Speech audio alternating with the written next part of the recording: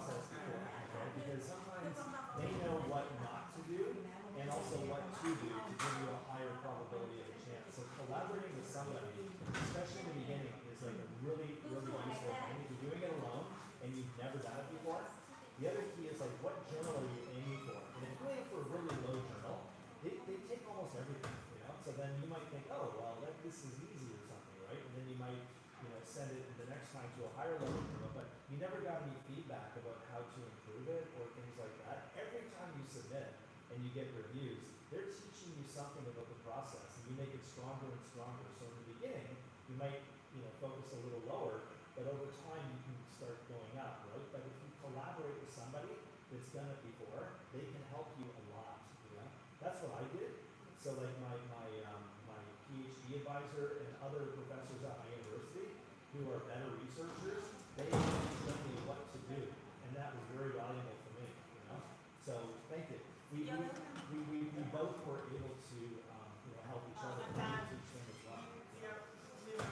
Oh, sorry. We were planning to get coffee at the cafe. Do you want an iced coffee? Oh, sure, thanks. Okay. Yeah. Black one? Yeah, black is great. Thank you. Thank you. Medium or dark? Dark. Thank you. Yeah, Lots of choices. I'm not sure you can choose that. Wow, Yeah, you're sweet. Oh, thank you. Thanks a lot. Okay.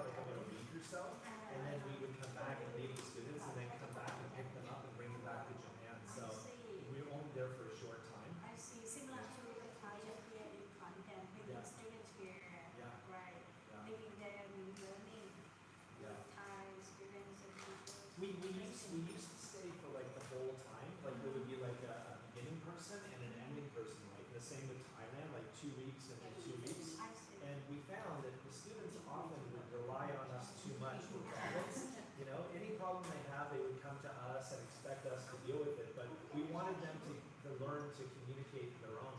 So by us not being there, they had to figure things out themselves, which was better for their development. Yeah. It's strategy. Then they have to learn and adapt themselves to the new Exactly. environment and use the language as well. Yeah, because that's kind of their culture. I think it's somewhat similar here, like being more indirect. So it's more comfortable if they have a problem. You know, I tell Montana, and then you tell your teacher, and then like this. But for them to Like the directly do style. this, they're like, how do I do this? You know, but they have to do it, so that's better for them. Yeah. And well, I'm sorry, I haven't read your study. So No then, problem. what are the findings? The findings? Yeah. It depends on the study, actually. Uh-huh. But one in the last one that we did with the IJIR, the big one that we did was structural equation modeling. One thing was with personality, openness had the highest significance, right? And intent had a significant relationship with behavior, and there were 3 mediator variables that were part of the study with theory of planned behavior. Attitudes were the biggest one.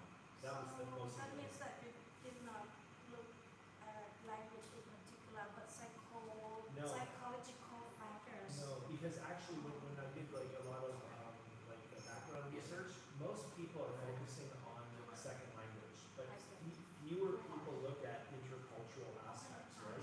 And that's a challenge in Japan because they over-focus on the language part and they under-focus on the intercultural part, right?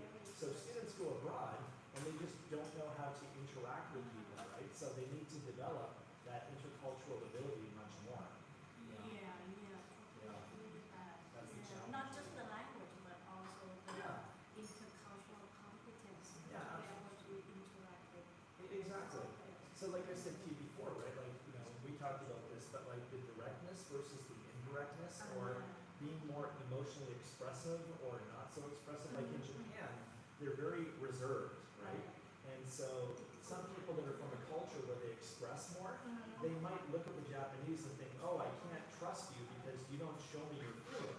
They are showing their feeling, but they're not showing it in the same way. Yeah. And Japanese look at them and say, well, you're immature, you're like a child because you're showing your emotion too much. And they're judging from their own cultural background, but they're not able to see each other in a different perspective.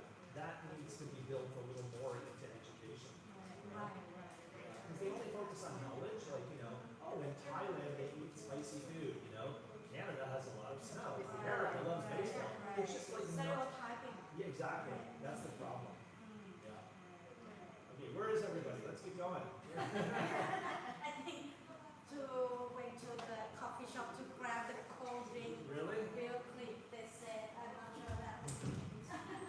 Where'd they go? There you go, you're back. Yeah. All right. Ice. Oh, you're sweet, thank you so much. Thank you. Okay, here. You want the, yeah? I know, you want that, right? Okay, and can you look after this morning? Okay. Okay, come on, hurry up. Yeah.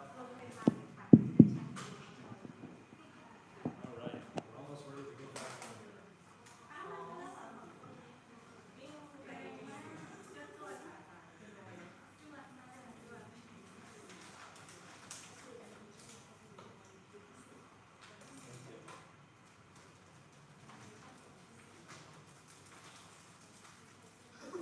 Thank you.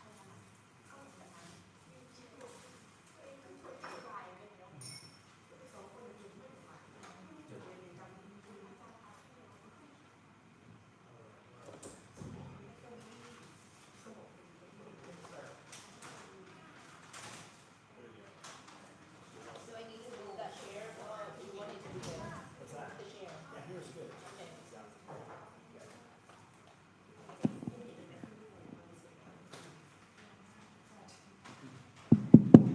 Okay, we're going to start, and people that come in a little later, it's okay for them.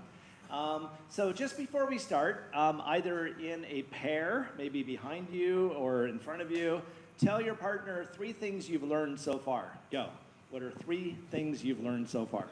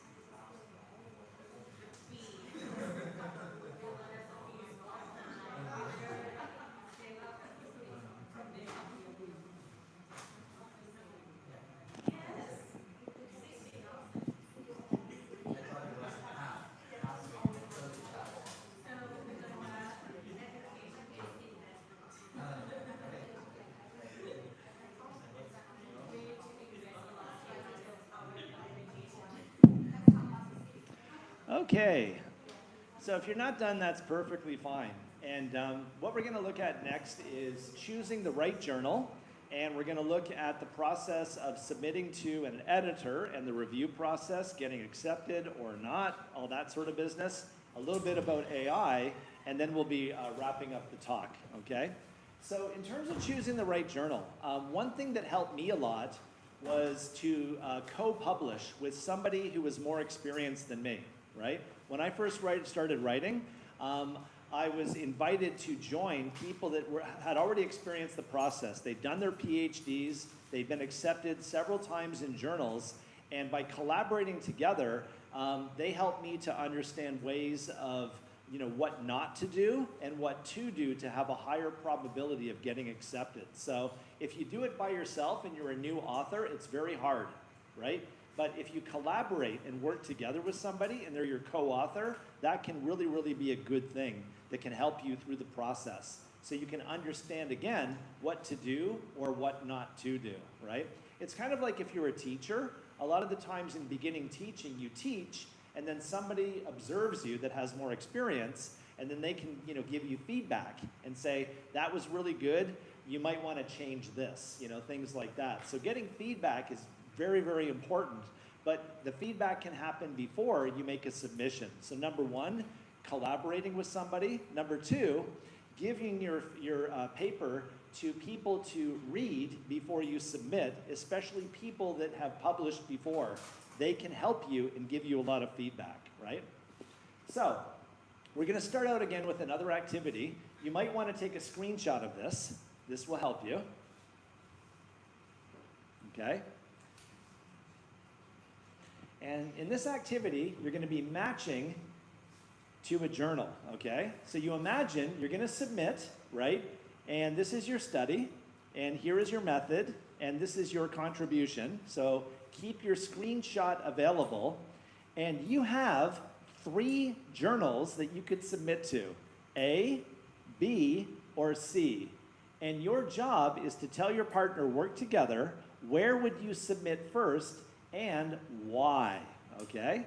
So I'm going to invite you, I'm going to leave this here, you can look at this, but look at your screenshot of this in order to answer this question. Okay, go ahead. Talk together. What can you say? Sure.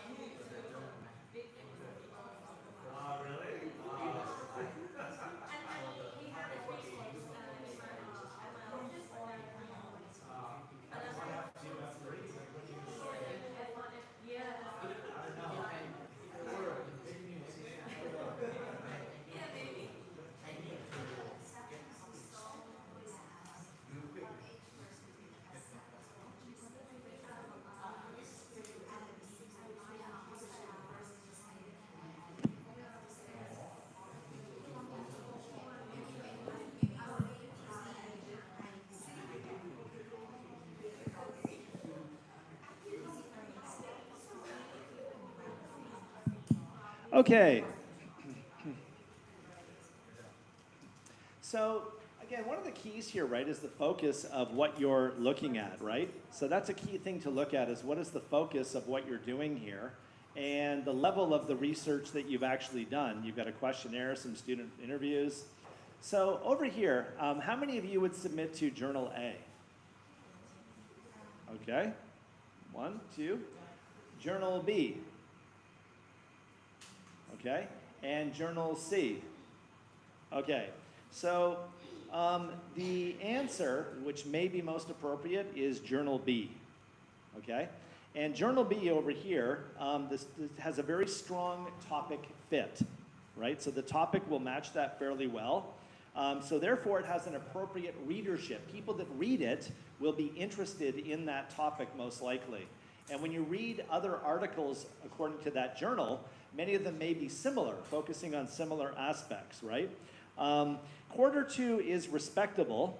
So there's a fairly realistic acceptance rate, you know, so it's easier to get accepted usually when it's like, you know, a lower level, right? So it's fairly reasonable.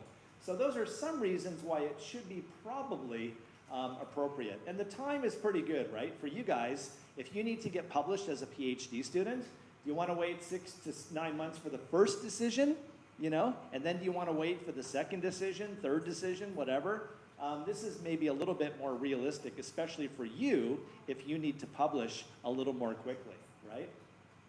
So I don't think we need to go over this too much, but I think, you know, you guys are quite familiar, I guess, with the different quarterly rankings, right? And this is the most important part of this information. Here, highest quartile, like quarter 1, does not automatically mean the best journal for your paper, right? So there could be other choices that are better when you read, you know, what kind of aims do they have? What other articles do they publish that may be similar or different to you? It's very important to understand the journal, not just the ranking, okay? So targeting high ranking, especially if you've never published before, could be very hard, unless you're co-publishing with somebody who has a lot of experience to help you to navigate what to do and not to do with all the aspects of methodology, discussion, results, etc. You know, it's not easy to get this. You might begin lower, and then if you get published here, then try this level. And then after here, try this level, and then eventually go here. But in the beginning, you probably want to be more realistic and learn the lessons through the review process that will help you to make your writing stronger to one day be able to do that, right? So that's a key. And like I said, collaboration often helps, right? In my case, I was not as strong in statistics as some of the other people in my group, but I was good at other things that they weren't, right? So we could complement each other. I was good in this area, they were better in that area. We could work together and collaborate, and that's how we were able together to produce this kind of quality. So that's something to be aware of. Yeah. Can collaboration happen while you're a PhD student? You have to talk with your Ajarn, your supervisor, right? In my case, we were encouraged to do that, right? And that's in Japan. So that's the context. In the context of Japan, that was very important, right? In other contexts, it may be different rules, you know? Informally, you could always give feedback to each other, even if your name does not go on it. And we're going to talk about the ethics of adding names or not adding names. But you have to talk to your advisor, and your advisor has to give that answer, you know? I'm actually curious about that. So Ajar and Fawn in the back, can they write together? Can they co-publish or no? Well, at this stage of PhD studies, I don't think doing a collaborative project is a good idea because they have to focus on the dissertation and publish their dissertation first. And the manuscript, the journals must bear their names and their advisors' names so to get the people. God has spoken.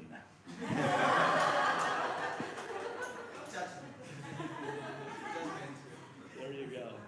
All right, so that's the best answer. That's probably the most important part of today's talk, okay, from your Ajar. Don't forget that, yeah? Anyway, in my context, it was a little different, you know, just to let you know. Okay, again, this is just information, and you guys can get a copy of this presentation later and think about this, but these are some of the questions you want to think about before you present, right? And each of these, I think, is quite important, yeah?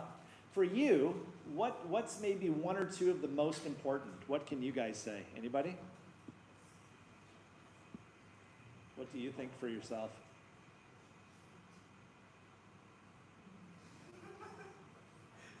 Yeah. Number 4. Yeah. Because number 4 contains fees. Yeah. Yeah. Right? No money, no honey, baby. Yeah? That's right. Yeah. Yep, that could be a big one, right? Yep. Anything else?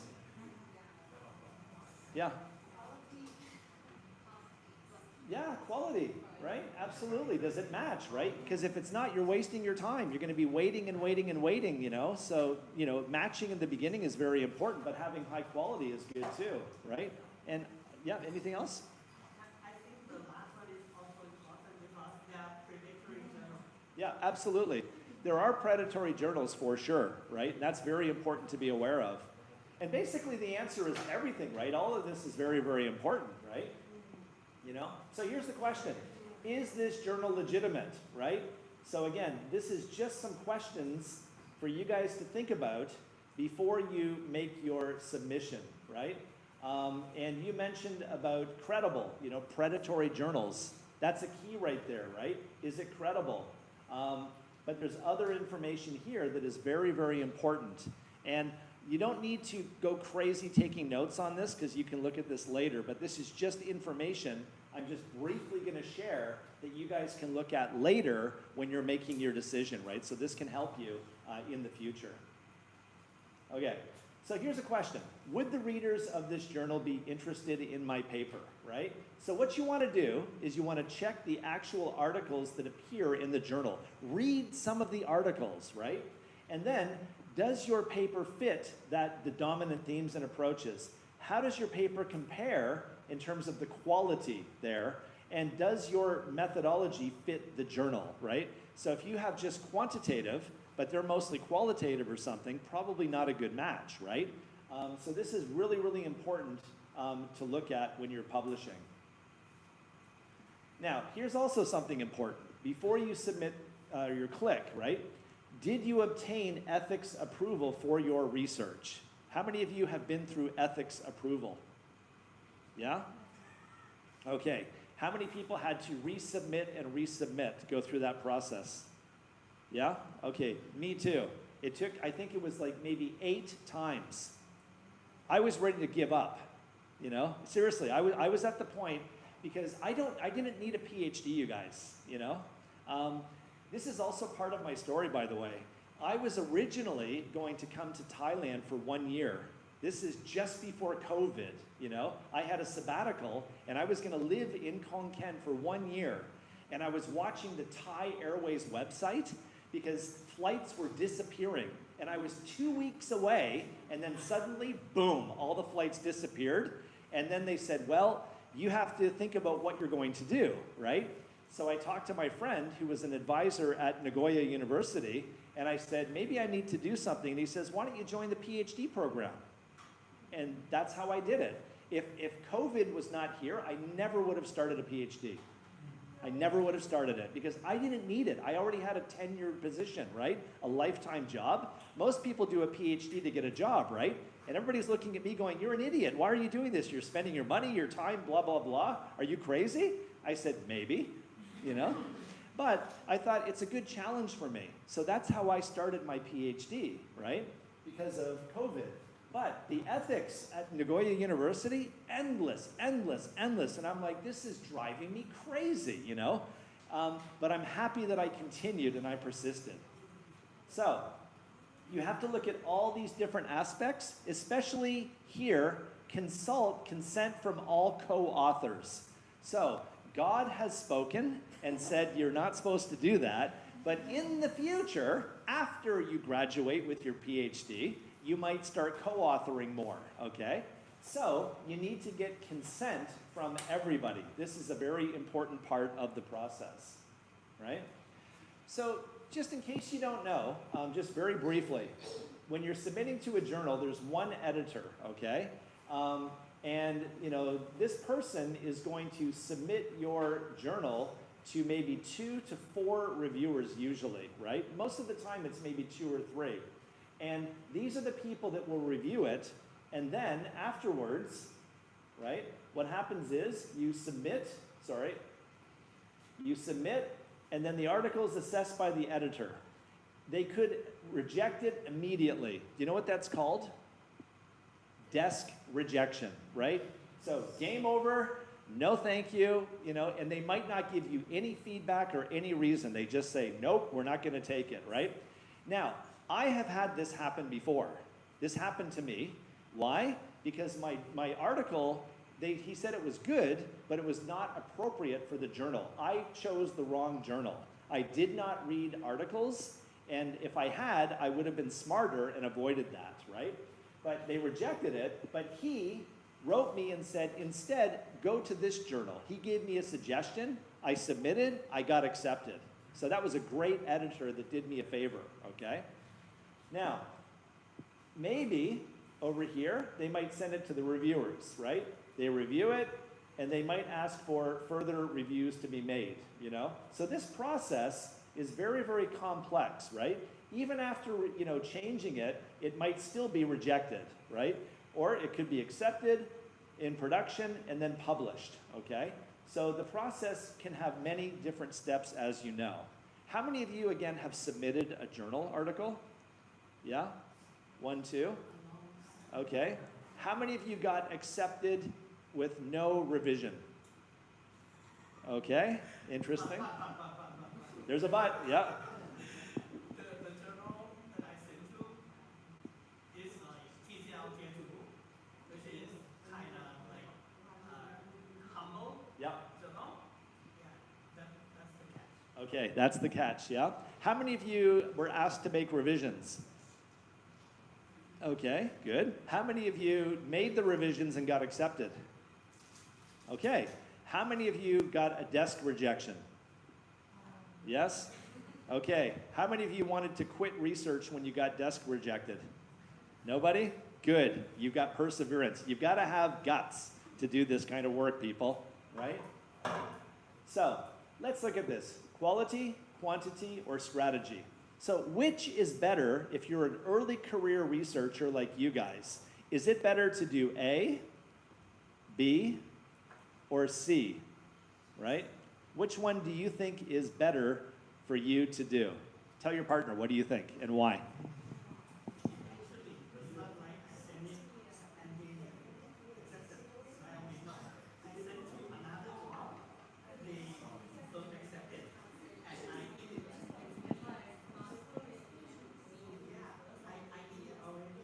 I made it like okay already, but I canceled the sending to that journal, and then I need to send it to another journal. But the local don't accept it because I already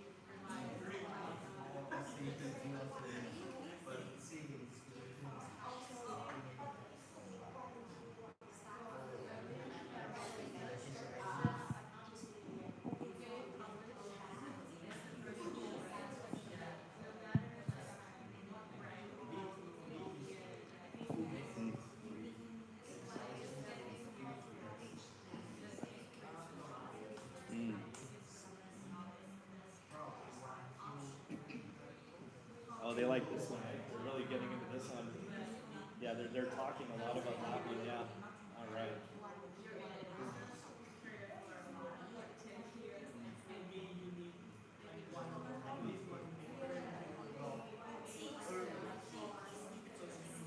Okay, ready?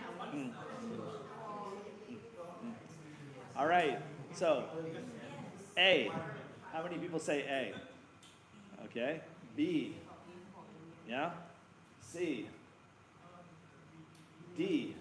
Another answer? Yeah? All right.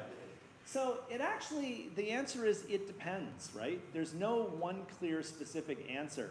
But this is my advice. Rather than focusing on publication count, like having, you know, a large number of publications, you need a strategy. Yeah, go ahead. You need a strategy. What are you trying to accomplish, right? And this could depend on different people. So if you're working at a university, for example, right, and you're like an instructor, and then maybe you want to be promoted to an associate instructor or professor, different universities have different rules, right? In America especially, you know, in some other countries, they have the expression, publish or perish, die, you know? Publish or perish, die, you know?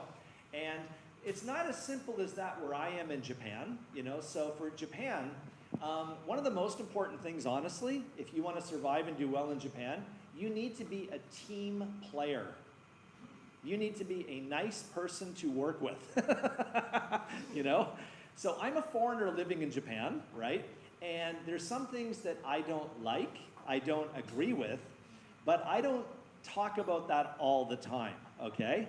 I choose my battles. Sometimes I will stick up for myself and challenge something very openly. However, I have gone along with them and done my job in a nice way in other areas for a long time. So if I do that most of the time, they're willing to listen to me, you know. They don't have to agree with me. They're just like, you know, so does something. Oh, yes, that's difficult. Oh, Taihen, nothing's going to change, but okay, you know, whatever.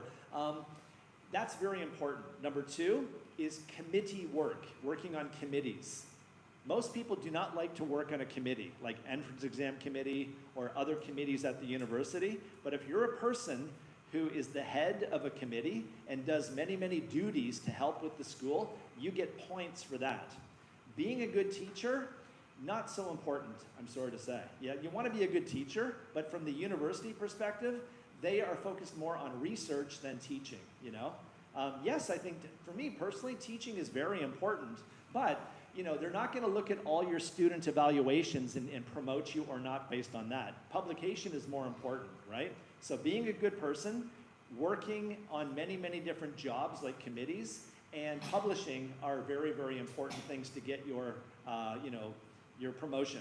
And at my university, it used to be page numbers. So if you publish like 200 pages or something, then you're promoted to the next level, right? That used to be the system.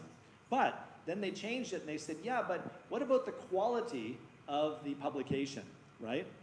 So in Japan, they have a word called kyoju, okay? Kyoju means a professor, okay? And university bulletin publications, which sometimes most people don't read and they're very low quality, but they're easy to get into, just your in-house publication, those are called kiyo in Japanese, kiyo. So kyoju is a professor and kiyo is the publication. So we have a joke, we call somebody a kyoju because the kyoju built their reputation by publishing only in the academic journal in the university, not internationally at Q1 journals or anything like that, but they had 200 pages, so they got promotion, right? So that's kind of the system. Japan, it's case by case, very much case by case, right? But in a country like America or something, they're much more strict, you know? What about Thailand? Is Thailand strict about publications or not? For promotion? Yeah, very strict. Very strict? Okay. How about getting a job if you want to get a job? Do you need many publications on your resume? Not required yet. Okay. It is, well, it helps enhance your profile actually because the university wants to hire people with more publications because like these guys, some of them here, if they work here in KKU, they have to, with the MA degrees, they have to do that PhD within 3 years. After they get that PhD, they have to have assistant professorship within 7 years. So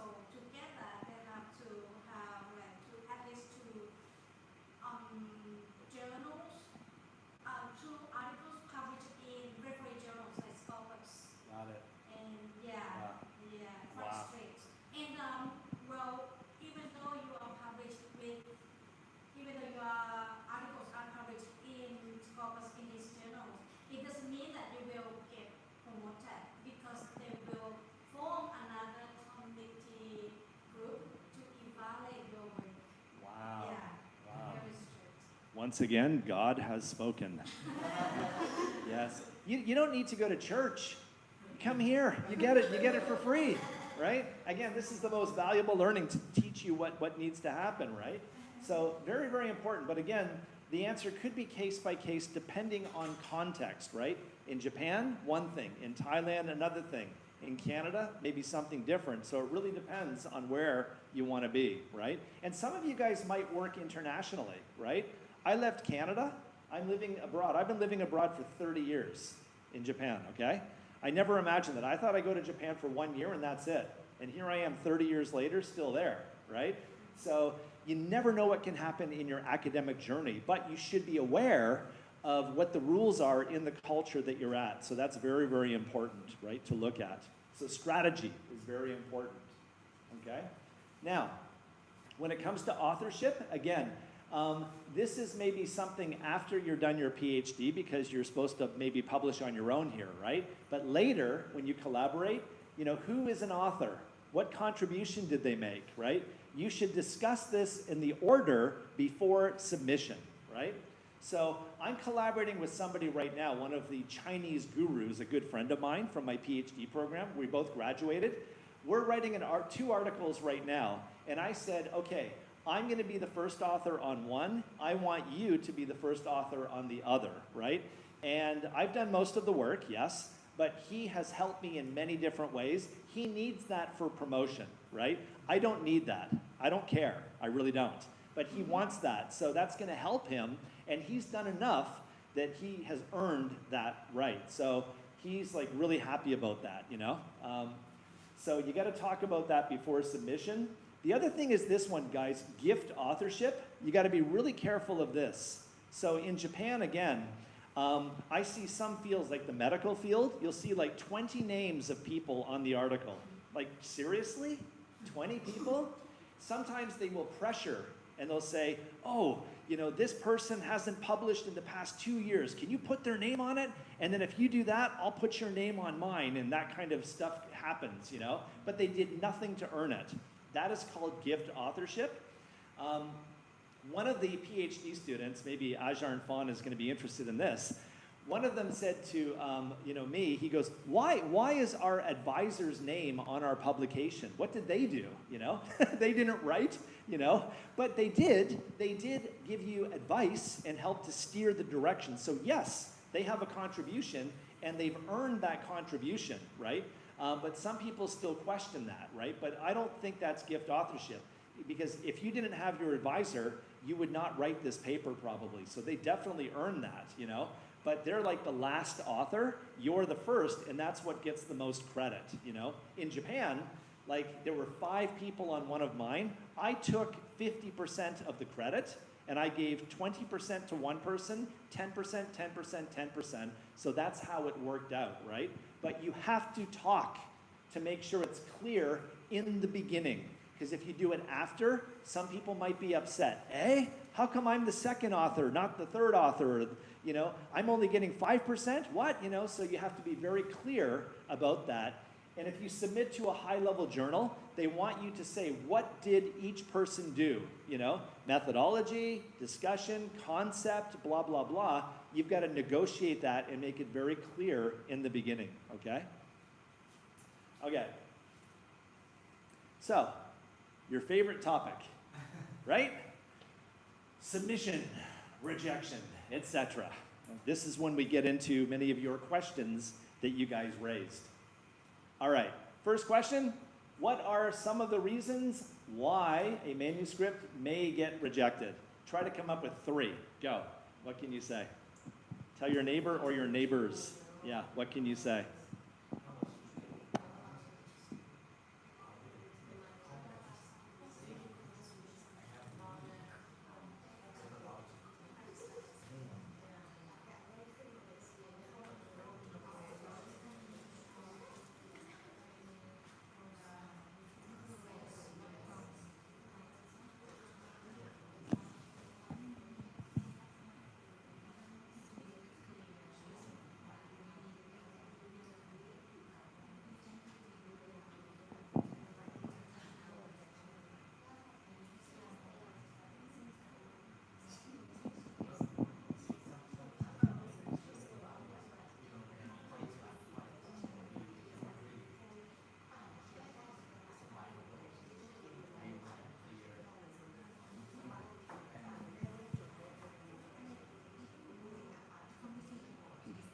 Okay, ready?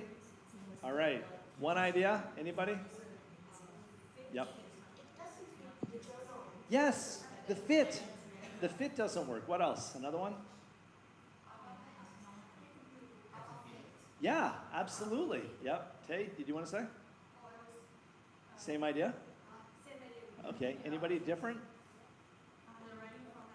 The format. Yep. Jasmine? For me, I was rejected twice. Yep. My TESOL, and I think really two main reasons. One, the committee board, professor in university, and other two, it's about trend of the research. Maybe. Yeah. Could be the trend. There could be many different reasons, right? Yes. Yeah. I guess. Now let's look at some specific examples, okay? So here are four manuscripts, okay? A, B, C, and D. And you're the editor, okay? You guys have the power. Now you're God, okay? She's not God anymore, but you've got the God power, okay? So would your decision for each be a desk reject or send it out for review, and why? Go quickly, go. What would you say?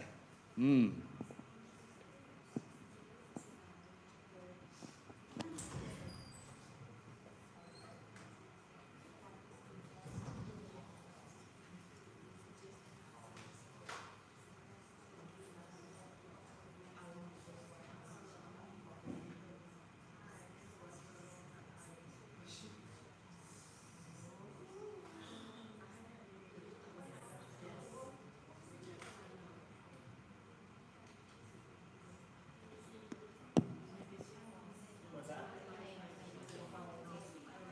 Sure.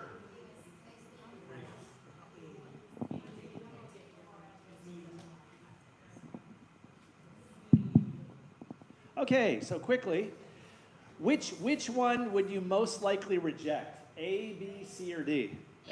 A? Yes, very, very simple one, right? Immediately, game over, right?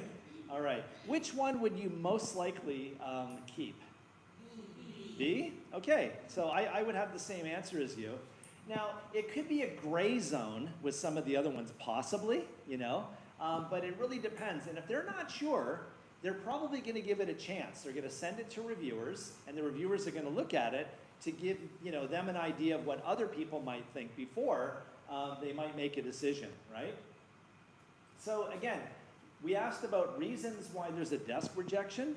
So here, and these are some of the reasons that you guys mentioned, right?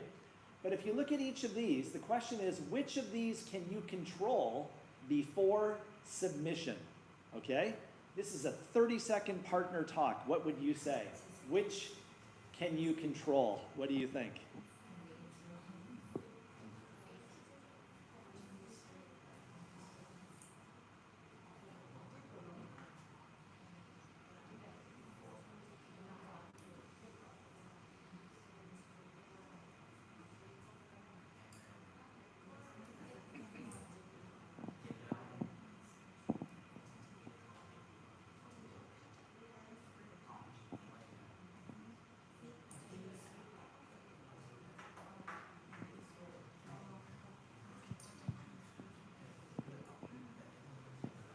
Okay, ready?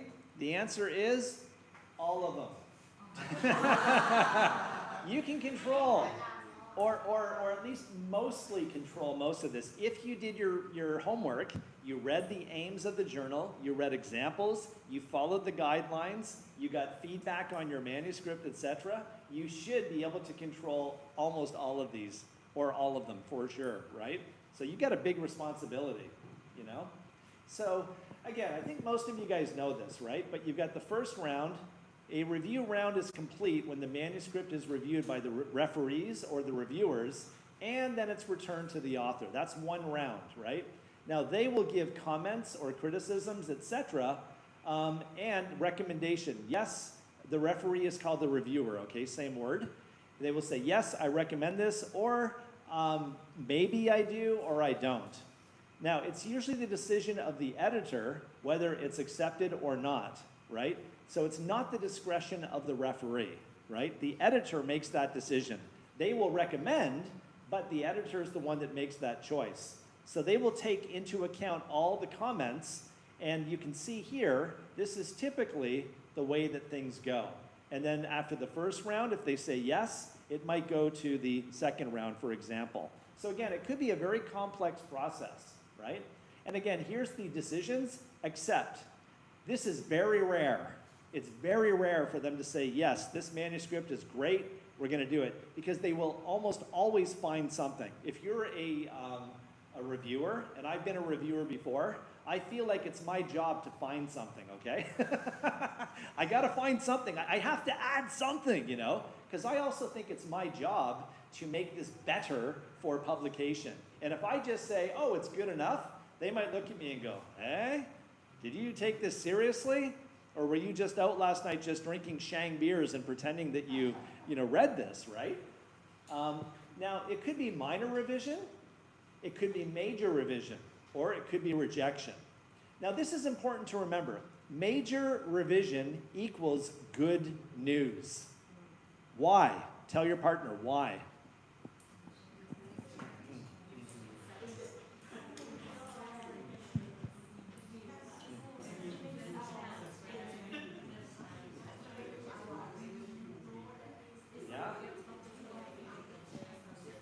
Okay, why is that good news? Anybody? Can you tell me? It means there's a chance. It's not accepted yet, but if you work more, there's a chance. It's not dead, you know? And this is really, really important, right? Because they're giving you feedback to let you know that there is a chance, right? Your relationship has a chance to continue, right? I'll give you an example from my life. It's similar to this. I used to have a girlfriend who would, she was just always criticizing, always unhappy, always criticizing, blah, blah, blah. And I was like, ugh. And I told my friend, but my friend said, no, that's good. I go, huh? It's good? What do you mean it's good? And she says, she still cares about the relationship. If she didn't care about the relationship, she would say nothing to you, right? So because they are saying something to you, they're communicating, that's good news. There's a chance that you can get published, okay? So this happens a lot. This is very, very common. Okay, let's look at one more example, okay? Imagine you received a major revisions decision.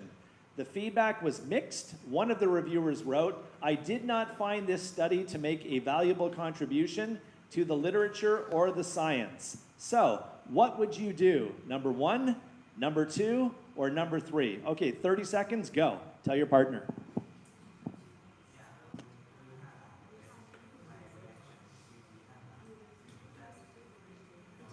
You're using the old one, not the one I sent you yesterday. Yeah, I sent you by email the revised one, but you're actually using the previous one. Yeah, you did, yeah. It's okay. It's okay, though.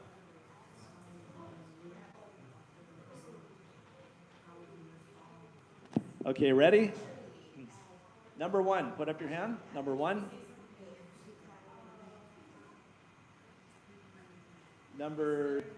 Would you consider it to be good news or bad news? Bad news? Okay. I would consider this to be good news. It's feedback, and I've got feedback. They're not rejecting it. It's a major revision, but that's good news because I have a chance to change it, right? So to me, that would be good news. I can change it and maybe get published, right? How would you react after reading that? How would you feel? Yeah?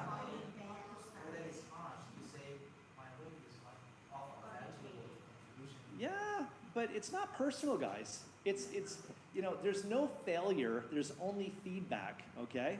In my culture, we do a lot of debate, okay? And when somebody challenges, so like this is my idea, or this is what I wrote, okay, my contribution, they're criticizing this. They're not criticizing my heart or something, right? So when I get feedback like that, I'm like, interesting, okay? So in the beginning, I'm like, of course I feel that way, but then I think, okay, there's something valuable. There's an opportunity to make it stronger, and then maybe I can get published, right? So you have to learn how to separate your feeling from the words and the criticism. That's a key, So I would be okay after time. How would you respond to the editor? Now that's a challenge, right? What? How dare you criticize my work, you animal? I'm never going to write to you again. I hate you. Oh, you know. Sometimes people do get emotional like that, right? Yes, but let's look at some example responses, okay? So this is very defensive, all right? Tay, can you read that? We disagree with the reviewer because the contribution is clearly explained on page 4. Yeah, aren't you reading it? We wrote this already. What's the matter with you, you know? Or how about B, okay? Bong Bong or Dong Dong, can you read that? We completely agree with the reviewer and apologize for our poor manuscript. Yeah, this is very Japanese. Oh, excuse me, we're terribly sorry. Oh, you know, Canadians sometimes do actually, you know. And then we've got C, okay? Jasmine, can you read that? We appreciate the reviewers' concern regarding the contribution of the study. We have revised the introduction and discussion to clarify. And then what is it that you clarified, right? So you're being much more specific here, right? And respectful, you know? So that's one of the keys here, everybody, right? One thing is you don't always have to agree, you know? So you can imagine this, right? Somebody says, the author should, you know, do this, or please remove that, or the theoretical framework needs more development, right? So again, you know, what would you do? Would you agree? Would you partly agree? Would you respectfully disagree? It's case by case for your research, right? But, you know, these are some of the comments that people might share. And one of the keys is try to understand why did they say this, right? So you might need a larger sample size. So you have to respond to that, right? Or, you know, research question 3, if you disagree, you have to explain why you disagree, you know? Because they're not always right, you know? So this is really important to remember, you know, and you have a choice as an author what you do. Now, there's 3 ways to respond, right? We can agree. For example, Amanda, can you read that? Thank you for the helpful suggestion. We have revised Yeah, what did you revise, for example? Or you might partly agree. Parn, can you read that? We appreciate this concern rather than X. We have addressed the underlying issue by. Yeah, there you go. And then you could also respectfully disagree. Fawn, can you read that? Which one? You. The closest Fawn, yeah. We appreciate the reviewer's suggestion. However, we have retained X because. There you go. All right. So what I typically do when I'm responding is I make like a Word document, and there's 2 columns, the left and the right, okay? And I list all the different you know, points that the reviewers made on the left side, and on the right side, I respond to them, right? That's how I do it, and I'm very polite, you know? Thank you. Oh, that's something I didn't think about. I really appreciate that, right? So, and I remember it's not a personal attack. Their job is to make the manuscript better. They are helping me, right? And I have to decide what my choice is, just like you do, right? So here's some rules for responding to reviewers, okay? Sorry I forgot the animation. But you should respond to every comment they make, because if you don't, they might send it back again and say, oh, you didn't respond and you've wasted a lot of time, right? So respond to everything, be respectful, be direct, and explain what you changed and where, what page number, what line, include the example, make it very clear and easy for them, make their job easy, right? So your response letter should be easier to review than your manuscript. That's really important, you know, make it really, really simple and really clear. You can use ChatGPT to review it. You can show it to one of your colleagues and say, have I been polite or not? There's many things that you can do, right? So let's look at this example response, right? Here's the theoretical contribution of the study. It's unclear, right? And this is your response. Montana, can you read that? Thank you for raising this concern. We agree that the theoretical contribution is not sufficiently explicit in the original manuscript. We have therefore revised the final 2 paragraphs of the introduction and the opening of the discussion to clarify how the findings extend previous research on X, page 67 and 22.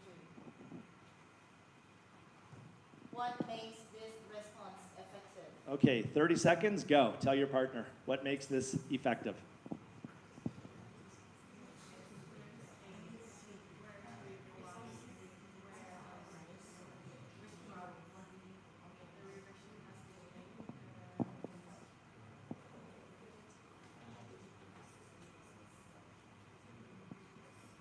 You're going to be next in a minute.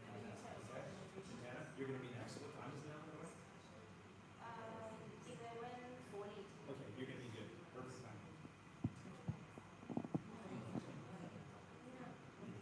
The page number, and it also says which paragraph After this slide.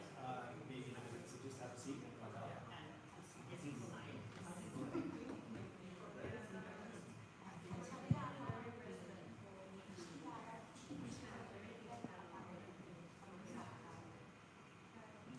Okay, guys? So, one thing that makes this good, we have acknowledgement, right? You acknowledge, thank you, and you're polite, right? You're acknowledging the situation. And then, what's your action? We agree about this, and you're very, very clear. Next, what have you done taking action to change? This is what we did. And very, very specifically, you've mentioned what you've done. Super easy to follow. And that's really good, you know, to help them. And they're going to look at that and go, oh, okay, good. And then they'll check it and say, yep, it's improved. We're happy with that, right? And it doesn't mean you have to agree. You could say, well, we disagree because blah, blah, blah. That's okay too, as long as you can defend it, right? So these are good ways to respond, right? So before you submit or resubmit, right? Let's imagine you're going to submit your next manuscript, right?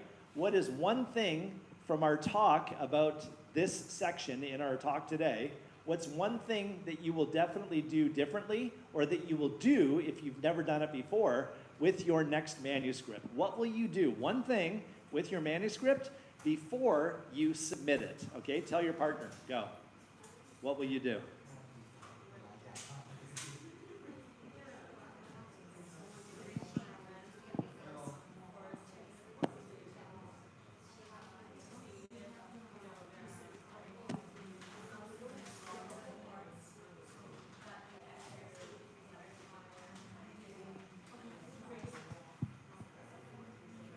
So you're going to do the activity in the beginning of it, and then talk, and then maybe the last two, you can say, these are things you can do later. You know, we'll skip those activities now.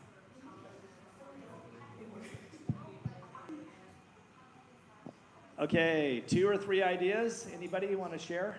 Yep. I think that one of the very best thing you can do is to submit your manuscript to someone you trust to read it first, Yes. like your advisor.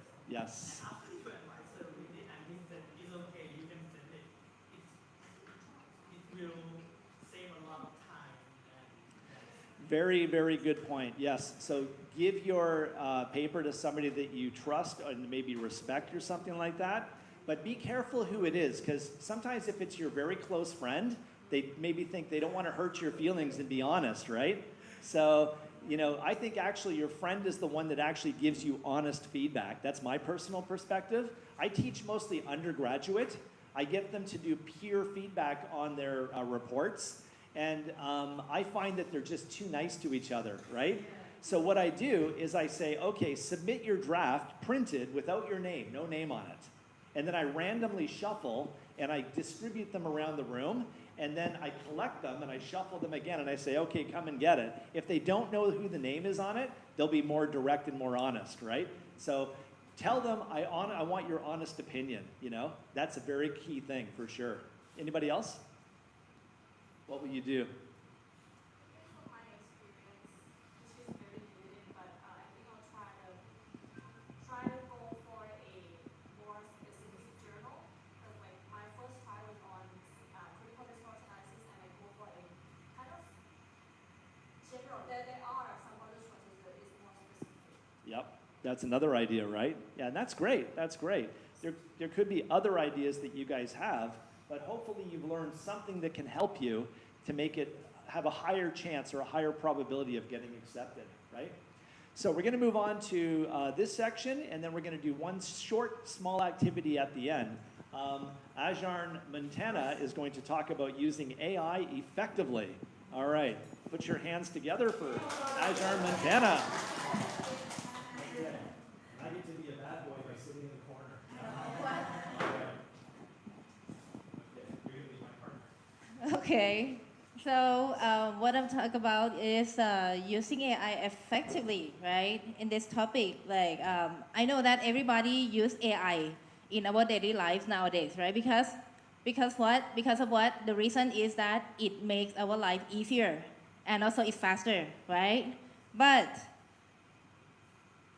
before we begin, before we go into the detail, I would like to ask all of you, like, should you use AI for this?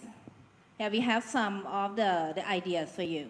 Like, you can share with the partner and decide whether it's yes or maybe or no and why, okay? The first one is this one. What is it?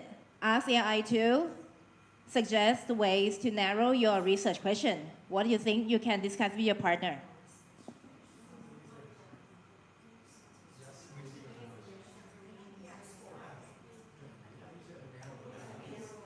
Narrow, yeah.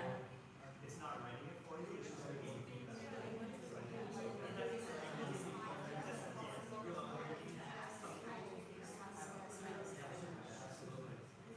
feedback. Okay. Next one is this one. Ask AI to improve a paragraph for clarity. What do you think? Yes or no or maybe?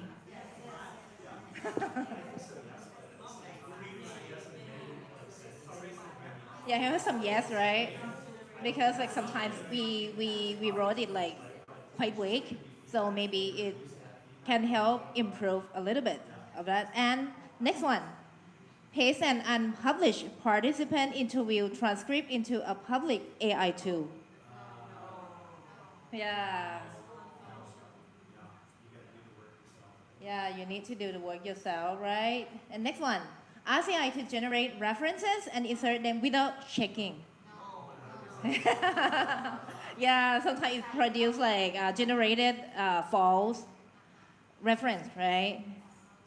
Like it created from somewhere, I don't know, with some of the authors that we didn't even know them. And also, next one, ask AI to challenge your interpretation of your findings. Yeah. Next one, ask AI to write your entire discussion section. Write everything for you, right? You didn't use your brain for that. And next one, ask AI to organize 35 reviewer comments into categories.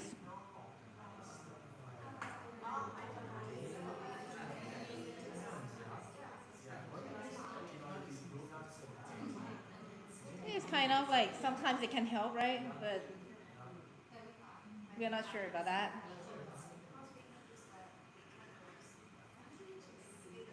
And next one, ask AI to suggest alternative explanations for an unexpected finding. What do you think? Yeah, alternative suggestions, alternative explanations.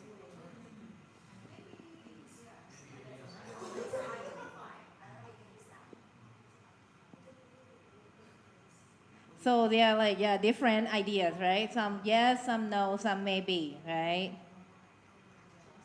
But the most important thing is that we should be the researcher by ourselves, right?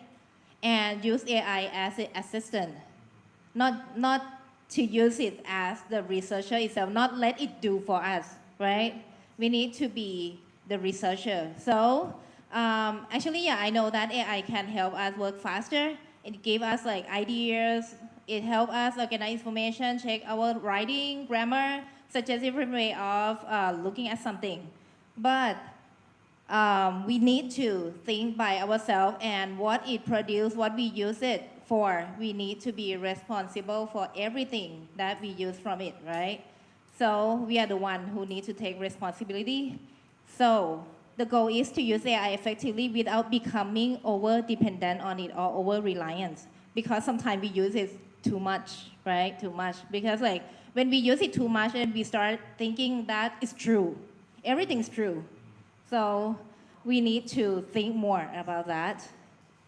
And what can AI help with, right? I found this paper, it said like they found 6 major areas of it.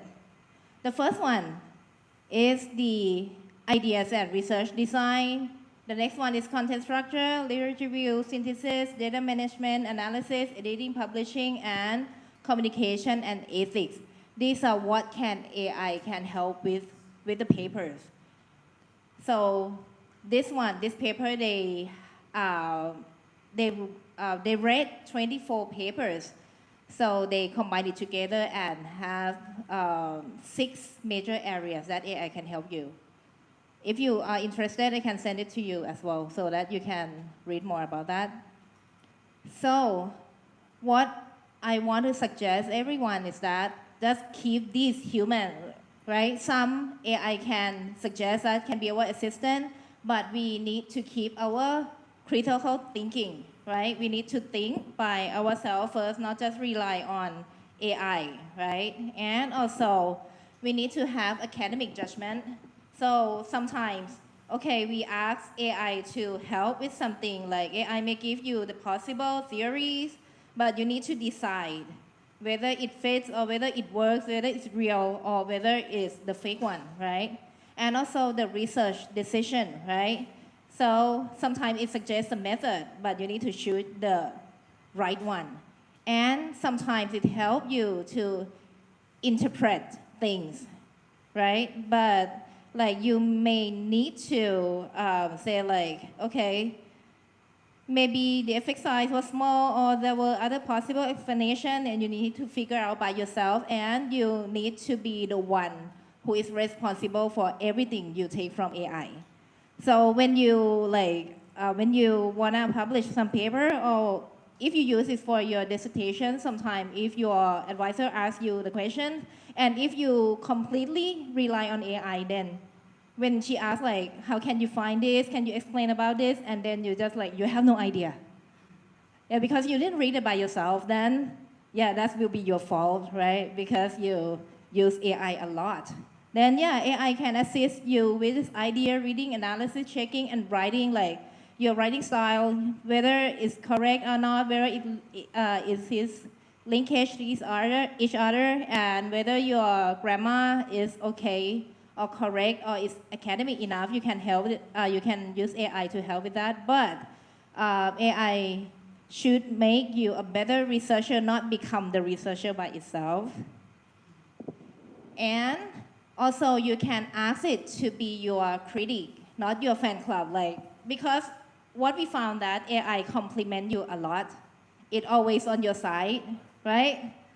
So like when you ask, every time it's just like, good job, excellent, something like that. Yeah, it gives compliment a lot, but actually you can ask it to be a critical reviewer or skeptical reviewer. In this case, just to criticize your paper. And the argument and assumption, yeah, you can ask them by using these questions. So when you use AI, another thing is don't just trust it, right? Because it can be wrong sometimes. Give false information because it's like just large language model, right? It took something from Google, from website, and some are fake. So we never know which one is right or wrong. So we need to, okay, use AI sometimes, but you need to think by yourself too. It can be biased, yeah, overconfident, inaccurate, and completely made up sometimes. And if AI gives you statistical interpretation and you cannot explain it yourself, so do not put it on your paper. Before that, you need to understand which one is right and wrong. And can you understand that? Do you have your background on that? So you need to know first, right, before using it. Not just completely believe what they produce for you. So 5 ERIC rules here. Yeah, we have this word, right? Ask, check, challenge, think, and disclose. So in this case, the first thing is to ask, right? Ask clearly. Don't just type like, help my research, help me figure this out, help me answer this. So be specific, like, okay, I'm studying on this paper, so give me 3 possible ways to organize my literature review or something like that. And next one, check the output, right?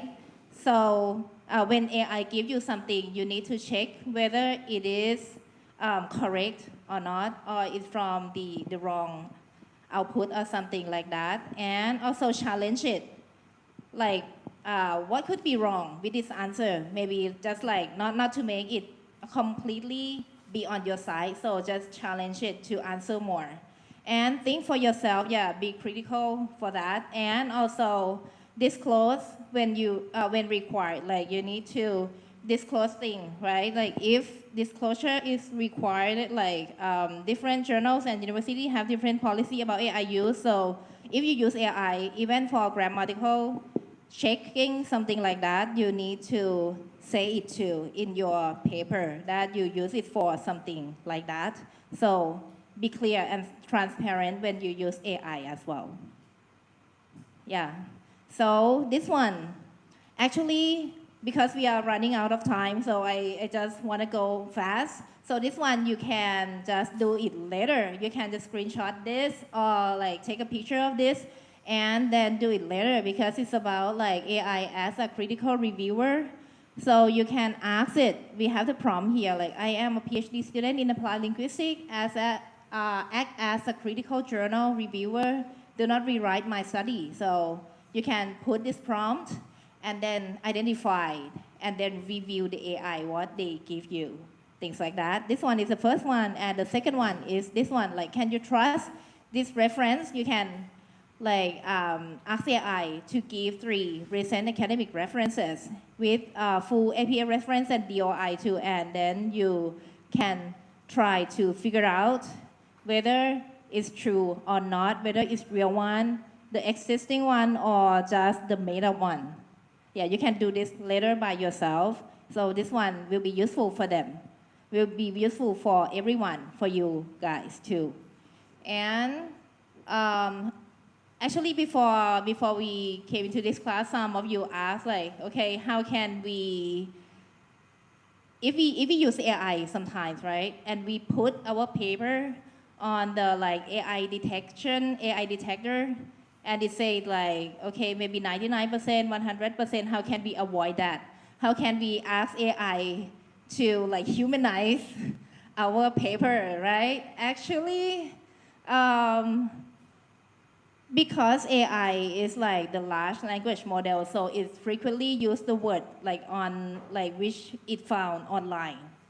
So actually it's like the possibility of detecting AI, even though you wrote it up by yourself, it could be high as well if you use it's like the sentence is like passive voice, something like that. It can be kind of like AI as well.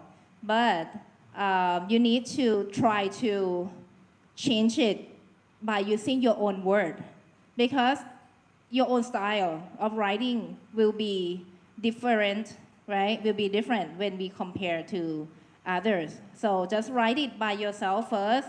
Use AI just for grammar, and also maybe make it link more or clarify more like that. But you need to write it up by yourself first. Or if you use like 100% AI, then it can show 100% AI. Even you use the Turnitin, right? We have the Turnitin AI check.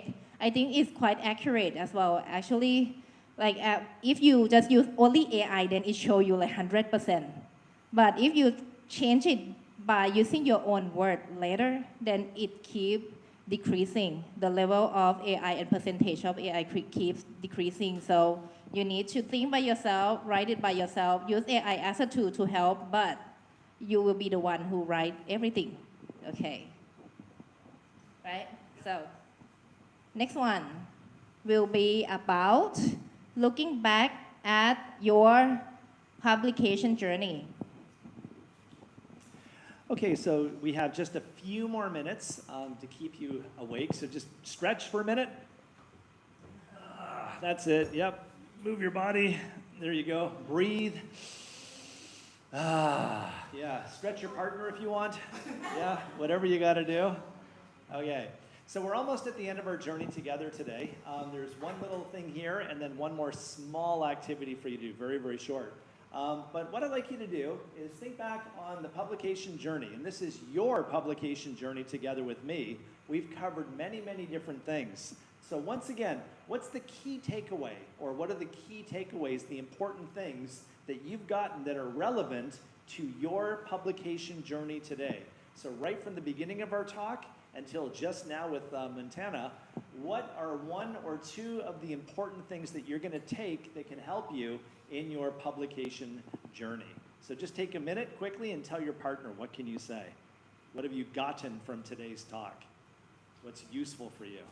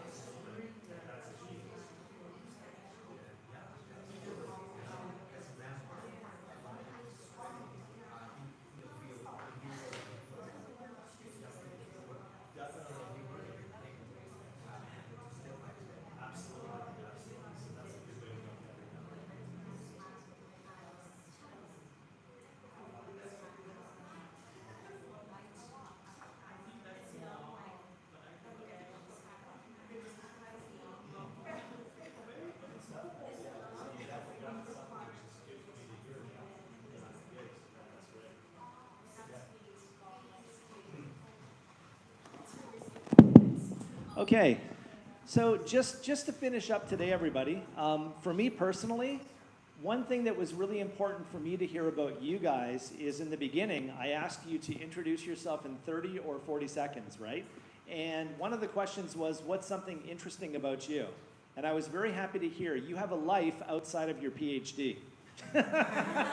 Which is very important because just, the PhD can consume a lot of time and a lot of energy, but you need something to balance that, right? Work-life balance. So it was very nice to hear, whether it's music or whatever it is that you're interested in, you definitely have an outside life, right?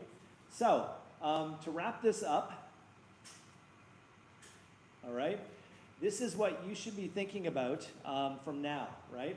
So, understand what is your paper's central question. What is the gap? All these different aspects of what we talked about today, you need to decide these things. And something you can do, we're not going to do this together, but that you should think about is, imagine that you meet an editor at a conference and you have a paper and you've got 30 seconds, only to sell the editor on your paper. You have to say in 30 seconds, what's your study, what's the gap, etc., and so on. This is very important. Being able to very short and simply KISS, K-I-S-S, keep it short and simple. This is something you should be able to do, so please think about that. Now, the last thing I want to share with you is this, everybody. Montana, go ahead. The only paper that is guaranteed not to get published is the paper you stop working on. That's right.